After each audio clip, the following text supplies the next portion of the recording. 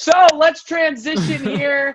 NFL. Kyle, with the news is over, and it's time for we're gonna skip the over under this week, and we're gonna go right into surprises. And Nick out here bragging out camera. I've got a heck of a surprise. So since I'm hosting today, Nick, what's your surprise there? Because if it's the Eagles, I will shut the show down. Not the Eagles. If it's the Giants, I will also shut the show down.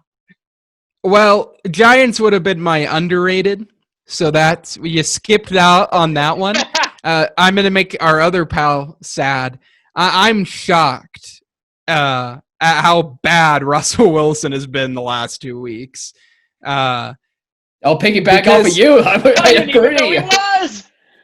Because, I as at least you two know, I've obviously been a lot harsher on Russell Wilson. So mean. And I think he's a very good quarterback. I think he's become a elite in the last couple of years. But I thought he would potentially slow down a little bit to, maybe not on pace to throw 58 touchdowns. I was like, okay, that seems like a possibility. But I didn't think in his last 2 games against good defenses, but I wouldn't call these top-notch defenses, especially on the turnover front. Buffalo is not known for getting turnovers, I'm pretty sure. They're mainly known for just being – well, I think their defense is underrated, but – their defense, though, for the first 6 weeks was not very good, actually. Yeah, it's not ranked high. But they have a lot of talent. Yeah. No doubt about that. And obviously the Rams have 2 key pieces, and I'll get to that in a second. But Russell Wilson's thrown 2 touchdowns, and he's turned the ball over 7 times in the last 2 games. That's not the last 2 games? He's turned over 2 4 games. times. Yep. 7 times in 2 games. He turned the ball over 4 times against the Bills. Some of them were fumbles. I'm only looking at the picks, so I was very 4 picks, 3 fumbles. One of the fumble is not really his fault. It was low snap counted for him, so kind of like 6.5. But he still could have just fallen on the football, and instead he just kind of let it go. Pulled a Cam Newton there. I'm just shocked because I thought he would regress to be maybe have a couple games of 1 or 2 touchdowns, but still low on the pick front. The fact that he's thrown the ball over 7 times in the last 2 games is shocking because it's not like it's worse. I mean, in 2 games, God. I mean, he's turned the ball over almost as much as Wentz. Wentz is the only player. He's tied with Daniel Jones. Stop talking about Kyle. Don't talk about my team. It makes me sad. So I'm just shocked. I'm sure he'll turn it around a little bit. Huge game again saying that for tomorrow. 3 weeks.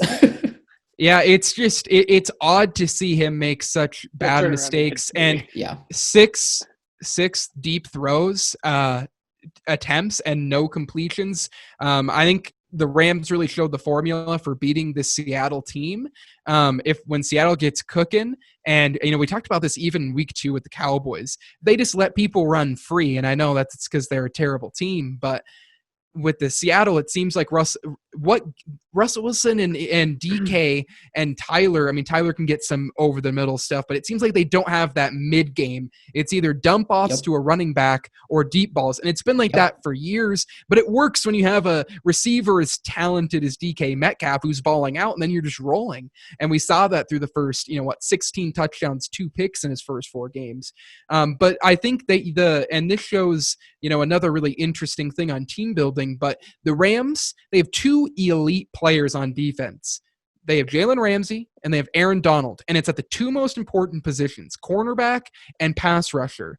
Cornerback was able to shut down DK, and Aaron Donald was able to wreak havoc and cause a lot of, other people to get more one-on-ones, easier time getting to Russ, and Russ took a lot of sacks. Yeah. And it's really interesting looking at that defense compared to Seattle's defense, which also has 2 elite players. Bobby Wagner and Jamal Adams are both top 3 at their position. Yeah. But they're at worse positions, less important positions on defense.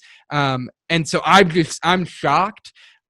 It's a huge game coming up. I think it's a 50-50 coin toss between Cardinals and Seahawks because I just don't know what you're going to get out of this offense. So I guess I'll throw it to you, Kyle, because I know I've been just kind of rambling on about Throw your it to team not me playing first, because I great. have one thing I want to bring up, and then Kyle can chime in on all the Hawks. I'm just shocked about it. I think Russell's play, part of it is the fact that his defense is so horrible. And I think that is on Pete a lot. I think we're being too kind to old Pete, and I love Pete Carroll, but this defense is historically bad, and it's putting Russ in Wentz-like positions where he thinks, I have to make a play here. I have to. And it's causing him to have turnovers, throw picks, and I think it's been evident in these last 2 games that it's starting to show that he can't carry the load. He just can't do it every game in and out. We saw it. It happened with Rodgers, too, for a while. At some point, they just can't carry the load. They can't carry it. Rodgers never had two games with two touchdowns and 7 turnovers. Come on now. He's been hurt before. But anyway, I'm just saying, even great quarterbacks can't carry the load forever. And I think it's starting to show how horrible this defense is against average to great offenses, because a lot of points have been put up, and I think Russ has done his best. If anything, Russ, most valuable player, should maybe still go to Russ because he is the most valuable player on that team. If you don't have Russ, you're horrible. Oh my gosh, put in whoever the heck's been starting a QB for the Chicago Bears, and that your team is awful.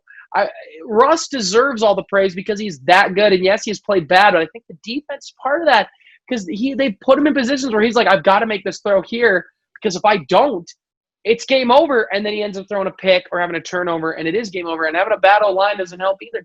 That's just I still am very afraid to play you. I don't really want to play you. I'd like to cancel the season. I'd like to get a high draft pick, but I think that's part of it, and I think Pete deserves some of the blame. I think we've been too nice to him because I do love him. But, man, if your defense is this bad, you're the defensive guy. You built the Legion of Boom. You got a little lucky, but you built the Legion of Boom. You should be able to be better than this. Historically bad is not good. So now, Kyle, do what I've done for the past weeks. Alex, you are absolutely right that Pete needs to take accountability. Fired! No, I'm just kidding. I'm kidding. I just was poking fun. Okay. I like Pete. There's been this thing in Seahawks fan base going on to where the fans are tired of Pete being a conservative decision maker in games, and as well as not liking how the defense hasn't translated, but also because of how our picks and our free agents aren't able to contribute in the past couple of years. And normally I was on the defense with Pete, was saying like this does not call for him to be fired. Like, you don't fire a head coach who's able to build such a great locker room culture and have winning seasons for the past 9 years or so. Like, you don't do that with you don't fire a head coach like that. Alex, do you have a question? You had to look before I keep going. No, I brought it back to the Eagles in my head. You put it back to the Eagles. Okay. He always does. I'll always let my Eagles just do your thing.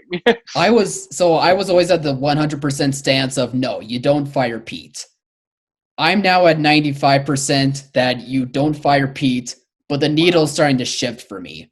And it's not because of, me thinking that there's some sort of culture backlash in the locker room. It's not because I don't think he's the right guy for a situation. But I think he needs to realize, especially seeing how bad his defense is, even with adding, playmakers and doing a good job in the offseason for the most part, that he needs to start changing with the times.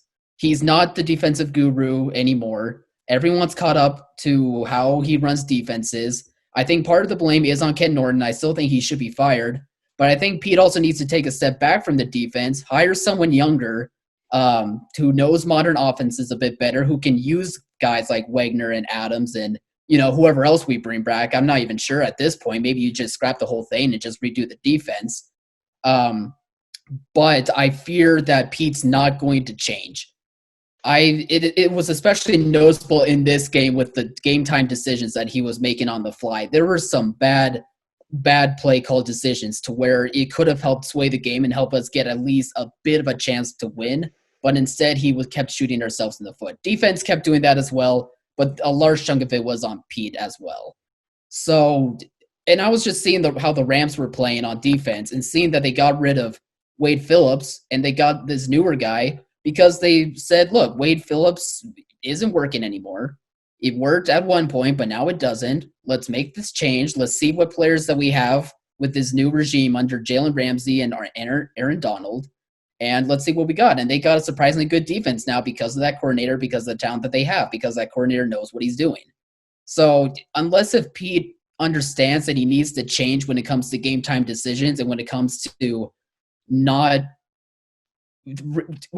realizing that he's not that guru anymore, nor should he keep living in the past when it comes to, these defensive type schemes, I think it's going to cost us in the future. I mean, he just signed like a 5-year deal, but he's not. I just worry that in 2 or 3 years it's going to bite us in the butt and he could be on the hot seat. I don't think it's going to happen in a year or two, but maybe year 2 or 3. I don't know. Even with Russell Wilson, and if he doesn't change the way that he's been changing, especially seeing all of our division rivals and how much they're changing and improving, I could see him being on the hot seat, and I wouldn't be shocked at all. So a lot of my frustrations are on Pete right now. Like, obviously, defense and offense needs to play better, but it all falls on Pete, and he needs to be held much more accountable than he probably is right now. So why don't, since you're talking a lot of Hawks right here, and you've talked about your frustrations, let's just kind of combine surprises our teams. Wait, what I have are you a question expecting about the going Hawks. into this week? Oh. Yeah, well, stick with the Hawks. Nick can ask a question, but like, any final thoughts on the Hawks overall, your team going into next week? Next question, I think the Cardinals could sweep us. I'm going to be honest. You play the Cards this week? Yeah, I think the Cardinals can Thursday, beat us. tomorrow. Yep, our game's tomorrow. Oh. We are actually we are banged up on injuries. Alex, I know that you're saying that the Eagles are like the most banged up. I saw a stat recently that said like we're number 1 when it comes to injuries. I don't know if that's true. I'd have to see that reference and get back to you on that, but that's what honestly, I was reading. If the stats supported, I don't care. We're 3-5-1, so we're worse. I mean, that's fair. That's fair. The record says it all, but between the injuries and between it being such a short week to where we came off such a bad loss and everything just, we're winning, but at the same time, everything's not looking too great right now. I think the Cardinals are on a high, which will actually come into my surprise later on, but I think they're on a high right now to where I think so. Yeah. Yep. And first game was in Arizona. Right, that's right. So I think between all that stuff combined, I don't see the Cardinals winning. So what's your question, I see the Cardinals winning. Sorry. I'm just confused about the narrative surrounding Pete Carroll because Matt LaFleur is an offensive coach. He calls plays and he has to do with the defense, but Pete Carroll I thought was a defensive coach, and then all I've heard and Alex just said, oh, Pete Carroll's defense has got to be better. But then all I've heard for 6 years is that Pete Carroll's the worst play caller of all time because he called a throw on the 1-yard line. And then Pete Carroll's making all of these bad calls offensively. I just don't understand. Is he offensive or defenve minded? I thought he was always defensive. No, he is. Me too. So I don't understand why he's getting critiqued that much for the offense. Because I feel like I hear anytime the Hawks do something bad, I always hear it's Pete Carroll's fault. And it's like on both sides of the ball. I'm just confused. He is defensive minded. He lets the coordinators do most of the play calling.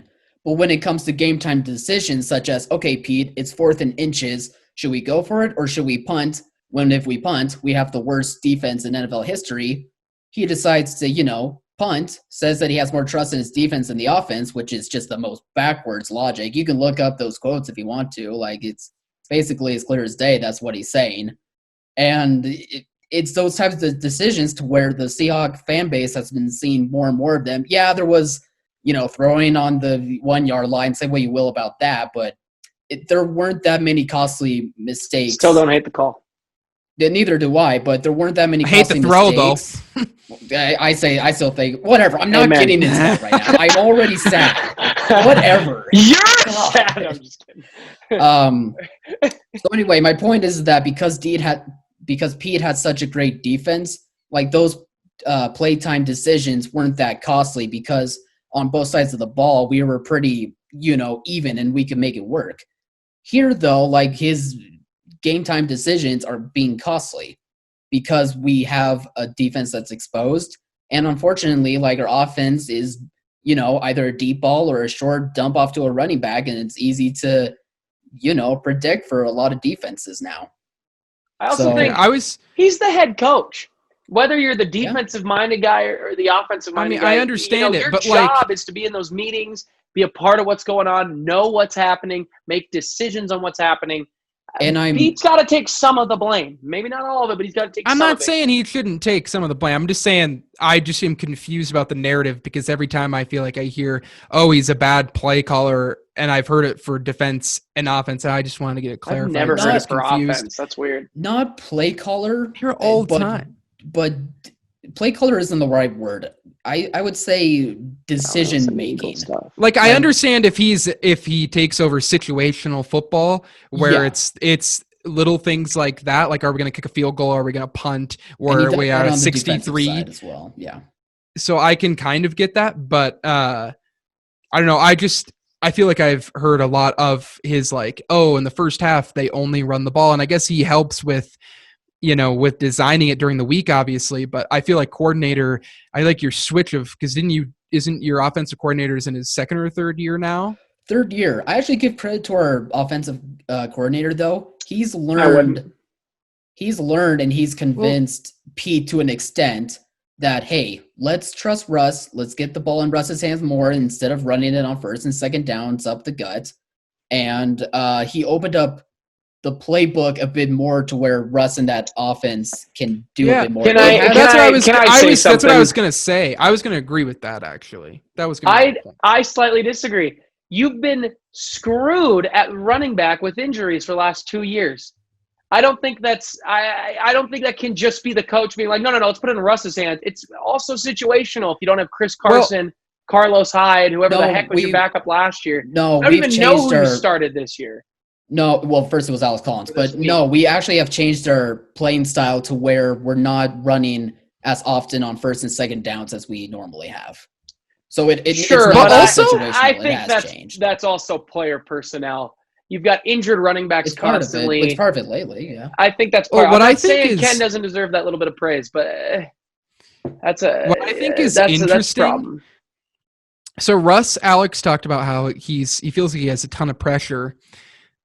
And so that's why he's kind of pressing the ball. But could that also be because they don't run the ball anymore? Like for years, people got angry that they ran the ball too much. And to an extent, I understand it. But maybe they were protecting Russ's, tendency to maybe throw a few too many picks, take too many bad sacks. And by using the run, they can protect that a little bit. Because also, I mean, their offensive line's actually been a little bit better this year. You have a very good left tackle. Average. It's actually my favorite part so far this year. Yeah, but in years past, it's has been worse, and so it's a way to protect Russell Wilson because he does take a lot of sacks, and a handful of them are on him. Yeah, I agree.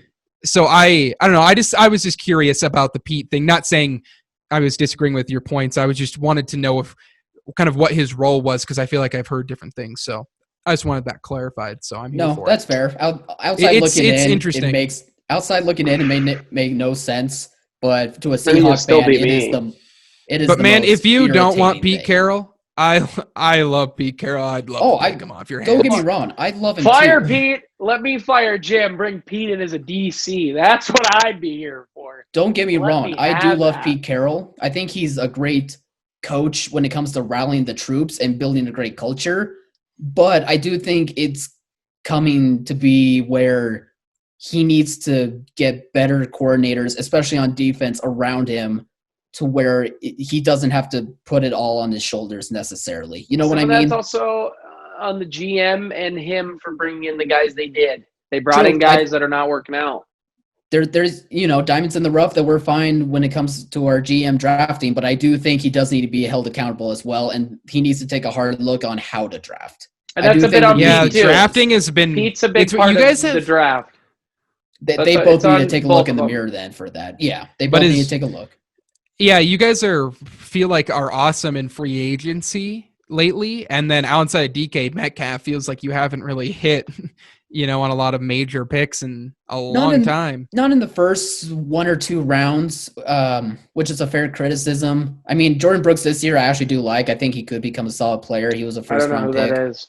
But middle linebacker. But he was a diamond in the rough for us. Or sorry, when it comes to other players who are diamonds in the rough, there's Chris Carson in the 7th round, David Moore in the 7th round, Will Dissly in the 5th round, and of course there's Sherman and Cam and Earl and Will Dissly. What happened to Will Dissly being a top 10 tight end, and it looks like he's the 3rd best tight end on your own team? Better than Goddard, and Goddard's light years better. I don't know what's going.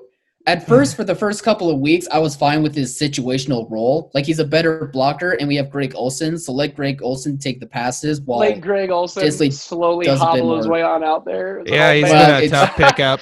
It's been a little rocky, but I've liked his situational role for the most part, and he does flash at times. But I do wonder if, even though he's rehabbing pretty well, that the injury is it's still hitting him pretty hard, because he had 2 back-to-back season-ending injuries. That's tough, even for any sort of player. So yeah. And we also have Jacob Hollister, who's still a good tight end, and he's been flashing as well. He's been